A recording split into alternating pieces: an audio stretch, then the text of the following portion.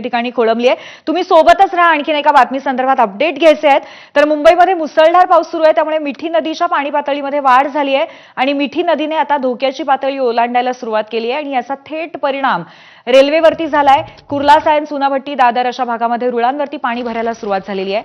ओहोटी सुरू होईपर्यंत पावसाचा जोर असाच राहिला तर प्रवाशांना त्याचा फटका बसू शकतो। आता सुद्धा मध्य रेल्वेची वाहतूक ही अतिशय उशिराने सुरू आहे आणि काही ठिकाणी ती ठप्पही झालेली आहे।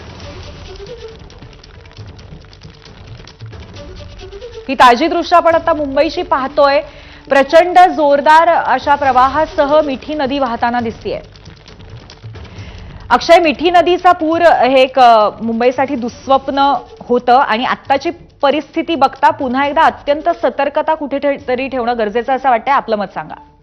हे अतिशय वाईट असं कॉम्बिनेशन आहे मुंबईसाठी। जर मोठा पाऊस पडत असेल आणि त्याच वेळी जर मिठी नदीला पूर देखील आला किंवा मोठा पाऊस पडत असताना त्याच वेळी जर मोठी भरती असेल तर त्या दोन्ही गोष्टींमुळे मिठी नदीचं जे पाणी आहे ते मुंबई बाहेर टाकणं बंद होतं, फ्लड गेट्स बंद केले जातात आणि त्यामुळे मुंबई तुंबते। आता हे जे कॉम्बिनेशन आहे ते आज पुन्हा एकदा बघायला मिळतंय। एकीकडे हाय टाईड आहे, दुसरीकडे प्रचंड पाऊस पडतोय आणि सगळं पाणी जे आहे ते मिठी नदीतून पुढे जात असतं आणि आता देखील या पाण्यामुळे, या मिठी नदीमुळे मोठ्या प्रमाणात पाणी तुंबायला सुरुवात झालेली आहे।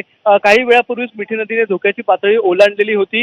जे मार्किंग केलेलं असतं वेगवेगळ्या पुलांवर किंवा रेल्वे ट्रॅक्सवर, ते मार्किंग देखील धोक्याच्या पातळीचं ते रेड मार्किंग मध्ये पोहोचलेलं आहे आणि त्याच्यामुळे या लाल पट्ट्यामध्ये पाणी पोहोचल्यामुळे आता वाहतूक बंद करावी लागते। त्याचबरोबर वाहतूक बंद करण्याबरोबर जोपर्यंत हे फ्लडगेट्स ओपन होत नाहीत तोपर्यंत ते बंद ठेवावे लागते, कारण की पाणी ओसरायला तोपर्यंत सुरुवातच होत नाही। त्यामुळे फ्लड गेट्स आता ओपन व्हायची वाट बघितली जाते आहे। ज्यावेळी फ्लड गेट्स ओपन होतील त्याच वेळी आता पाणी रिसायला सुरुवात होईल। तोपर्यंत तरी मुंबईमध्ये पाणी तुंबणार आहे आणि आता मिठी नदीने धोक्याची पातळी देखील ओलांडल्याचं अधिकृतरित्या सांगण्यात आलेलं आहे।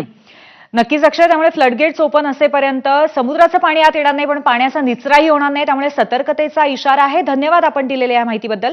मिठी नदीची पातळी आता धोक्याच्या पातळीपर्यंत पोहोचलेली आहे आणि या मिठी नदीच्या पातळीमध्ये घट होण्याची गरज आहे, परंतु सध्या हायटाईडची परिस्थिती आहे, त्यामुळे त्याच्यासाठी काही अवधी जावा लागेल।